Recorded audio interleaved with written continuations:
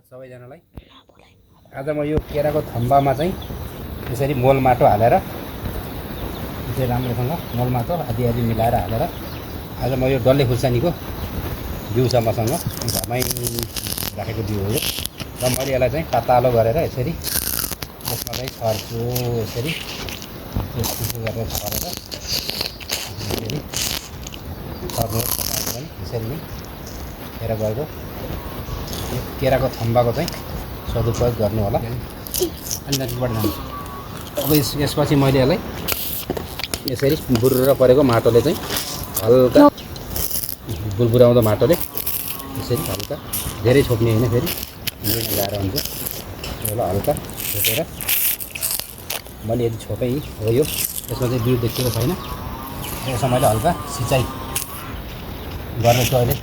र मैले यसले गुम्बज बनाउने मिल्छ है। यसमा चाहिँ यसरी हामीले यो केराको थम्बामा यसरी बाँसको यु आकार बनाएर हामीले यसमा यसरी यो गाड्ने अर्कोतिर यसलाई गाड्ने यसरी गाड्ने यसलाई यसरी भयो र एउटा सेन्टरमा बिचमा चाहिँ मैले यसरी गाड्दिनँ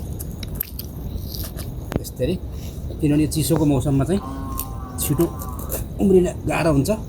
त्यसैले हामीले यसरी गुम्बज बनाएर यो माथि चाहिँ हामीले सेतो प्लास्टिक हालेर छोपियो भने छिटो उम्रिन्छ। यस्तै गरेर अब मैले यसमा चाहिँ यस्तै प्लास्टिक हालेर छोपेर छिटो उमार्ने कोसिस गर्दैछु। यो सर्दी मौसम जाडो याममा चाहिँ छिटो उम्रिँदैन, त्यसै कारण यसलाई गुम्बज बनाएर अब म यसमा सिँचाइ गरेर गुम्बज जस्तो बनाएर उमार्ने कोसिस गर्दैछु। र त्यस्तै गरी मैले यो धेरै पहिला भिडियोमा नि बनाएको थिएँ।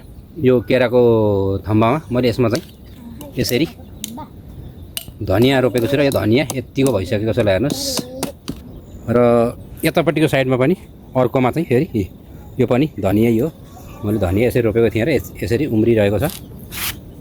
यो बढ्दैछ, हल्का सिँचाइ गर्दा पनि हुन्छ। र यतापट्टि चाहिँ मैले पुदिना रोपेको छु। यसरी पुदिना रोप्नु होला, स्वास्थ्यको लागि धेरै राम्रो हुन्छ यो पुदिना पनि भन्दै यो भिडियो मन परे लाइक, सेयर, कमेन्ट गर्न नभुल्नु होला र यसरी नै बनाउनु होला।